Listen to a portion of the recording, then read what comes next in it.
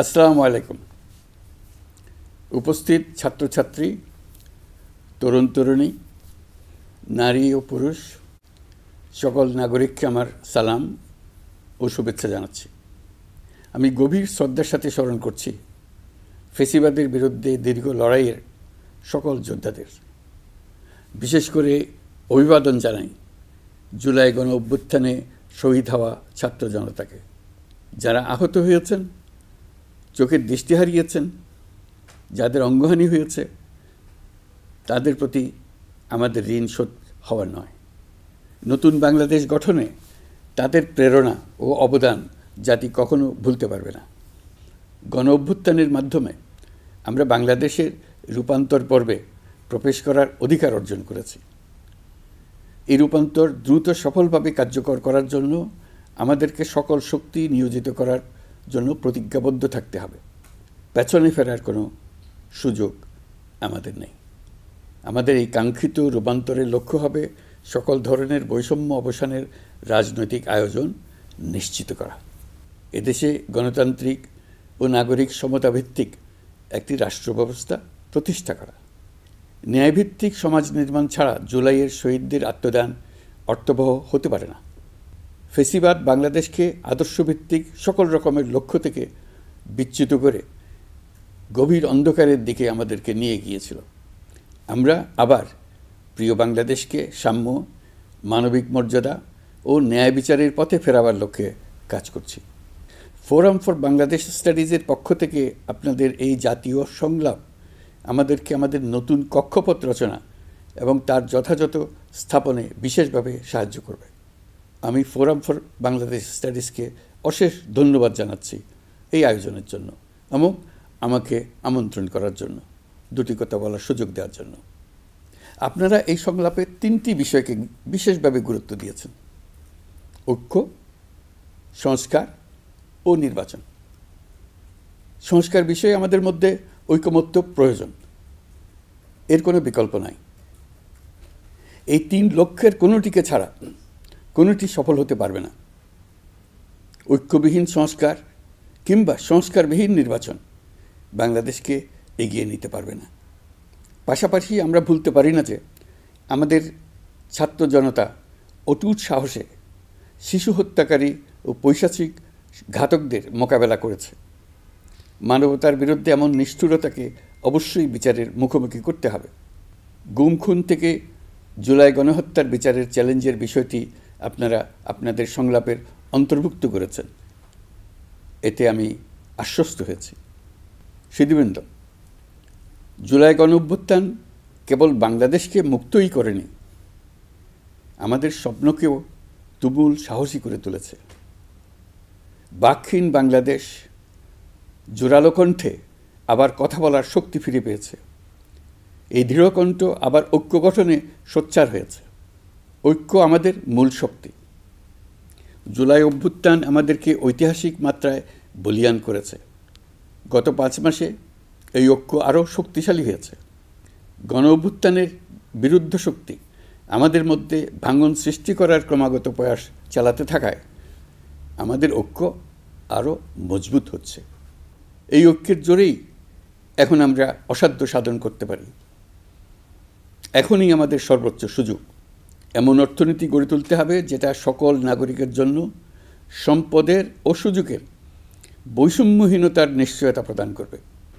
যত নিম্ন আয়ের পরিবারই জন্মগ্রহণ করুক না কেন, প্রতিটি নাগরিকের, তিনি নারী হোক আর পুরুষই হোক, তিনি যেন বিনা বাধায় তো বটেই, বরং রাষ্ট্রের আয়োজনে তার সৃজনশীলতা প্রকাশ করে যে কোনো পর্যায়ের উদ্যোক্তা হতে পারেন, অথবা তিনি যে কোনো ধরনের কর্মজীবন চান তাই বেছে নিতে পারবেন। এমন রাজনৈতিক ও রাষ্ট্রীয় পরিবেশ থাকবে যেখানে সংখ্যালঘু সংখ্যাগুরু এই পরিচিতি অবান্তর হয়ে পড়বে। সবার একটিই পরিচয়, আমি বাংলাদেশের নাগরিক এবং রাষ্ট্র আমাকে আমার সকল অধিকার প্রদান করতে বাধ্য। রাষ্ট্রের কাছে এবং অন্য নাগরিকের কাছে আমার অন্য কোনো পরিচয় দেবার প্রয়োজন হবে না, যেখানে ব্যক্তিবন্দনার কোনো সুযোগ থাকবে না। দেশের ভেতরে বা বাইরে প্রভুভৃত্যের কোনো সম্পর্কের সুযোগ থাকবে না।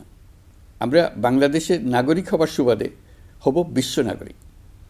দেশের মঙ্গল সাধন করা যেমন হবে আমাদের নাগরিক দায়িত্ব, তেমনি বিশ্বের মঙ্গল সাধন করাও আমাদের কর্তব্য। এই দায়িত্ব আমরা সমানভাবে পালন করব। আমাদের তরুণ তরুণীরা দ্রুত এই দুই দায়িত্ব সমানভাবে পালন করার জন্য প্রস্তুতি নেবে। প্রিয় সহনাগরিকবৃন্দ, স্বাধীনতার পর অর্ধ শতাব্দী অতিক্রম করে আমরা এক ঐতিহাসিক আত্মত্যাগের বিনিময়ে এক অপূর্ব সুযোগের মুহূর্ত সৃষ্টি করেছি। এই সুযোগ যদি আমরা গ্রহণ করতে অনিচ্ছুক হই কিংবা অপারগ হই, তাহলে বাংলাদেশের ভবিষ্যতের কোনো প্রজন্ম আমাদের ক্ষমা করবে না। আজকের সংলাপের মূল লক্ষ্য হল সবার পক্ষ থেকে সর্বোচ্চ কণ্ঠে ঘোষণা দেওয়া যে আমরা এই সুযোগ কিছুতেই হাতছাড়া হতে দেব না। আমরা একতাবদ্ধভাবে এই সুযোগের প্রতিটি মুহূর্ত সর্বোত্তম কাজে লাগাবো। সংস্কারের যে মহান দায়িত্ব ঐতিহাসিক কারণে আমাদের কাছে এসে গেছে, এই দায়িত্ব আমাদের প্রত্যেককে, প্রতি নাগরিককে, রাজনৈতিক দলকে, প্রতিটি সামাজিক, অর্থনৈতিক, ব্যবসায়িক এবং ধর্মীয় জনগোষ্ঠীর প্রত্যেককে দৃঢ়তার সঙ্গে সংস্কারের মহাযজ্ঞে আনন্দের সঙ্গে ঝাঁপিয়ে পড়তে হবে। আজকে আপনাদের সংলাপে ঘোষণা দিন কে কিভাবে এই মহাগৌরবের দায়িত্ব পালন করবেন। সংস্কার ও নির্বাচনের প্রস্তুতি একই সঙ্গে চলতে থাকবে। নির্বাচনের প্রস্তুতির কাজ মূলত নির্বাচন কমিশনের। নাগরিকদের নির্বাচনের তারিখ না পাওয়া পর্যন্ত এই প্রক্রিয়ায় সময় দিতে হয় না। কিন্তু সংস্কারের কাজে সকল নাগরিককে অংশগ্রহণ করতে হবে। যারা ভোটার তারা তো অংশগ্রহণ করবেনই, তার সঙ্গে যারা ভবিষ্যতে ভোটার হবেন তারাও সর্বাত্মকভাবে সংস্কারের কাজে নিজেদেরকে নিয়োজিত করুন। সংস্কারের কাজটা নাগরিকদের জন্য সহজ করতে আমরা 15টি সংস্কার কমিশন গঠন করে দিয়েছিলাম। তাদের প্রতিবেদন আমরা জানুয়ারি মাসে পেয়ে যাব। প্রত্যেক সংস্কার কমিশনের দায়িত্ব হলো প্রধান বিকল্পগুলি চিহ্নিত করে তার মধ্যে থেকে একটি বিকল্পকে জাতির জন্য সুপারিশ করা। যার যার ক্ষেত্রে সংস্কারের মাধ্যমে ভবিষ্যৎ কীভাবে রচিত হবে তা বিভিন্ন পক্ষের মতামত নিয়ে সুপারিশমালা তৈরি করে দেওয়া, নাগরিকের পক্ষে মতামত স্থির করা সহজ করে দেওয়া। তবে কমিশনের প্রতিবেদনে সুপারিশ করলেই আপনাকে তা মেনে নিতে হবে এমন কোনো কথা নেই। এই জন্য সর্বশেষ পর্যায়ে জাতীয় ঐকমত্য গঠন কমিশন গঠন করা হয়েছে।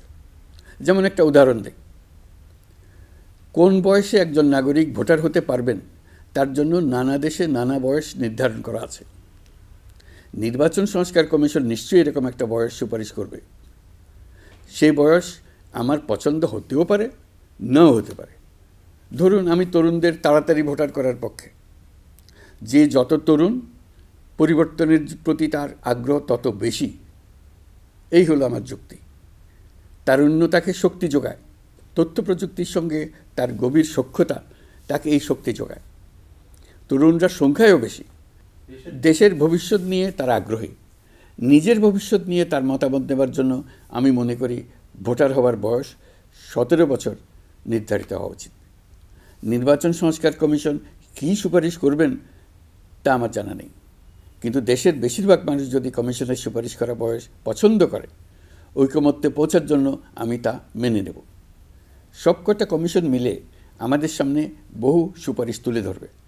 আমরা এখন এমন পর্যায়ে পৌঁছেছি যে যাই মতামত হোক না কেন, আমরা দ্রুত একটা ঐকমত্য প্রতিষ্ঠিত করে সংস্কারের কাজগুলো করে ফেলতে চাই। নির্বাচনের পথে যেন এগিয়ে যেতে পারি, সেই ব্যবস্থা করতে চাই। আপনাদের আজকের সংলাপ জাতির সামনে সকলের কাছে গ্রহণযোগ্য এমন একটি প্রক্রিয়া তুলে ধরে আমাদের এই দায়িত্বকে সহজ এবং গতিময় করে দেবে আশা করছি। সংলাপের এই প্রক্রিয়া অব্যাহত রাখার জন্য আপনাদেরকে আহ্বান জানাচ্ছি। এই উদ্যোগের জন্য ফোরাম ফর বাংলাদেশ স্টাডিজকে অশেষ ধন্যবাদ জানিয়ে আমার বক্তব্য শেষ করছি। আসসালামু আলাইকুম। আল্লাহ হাফিজ।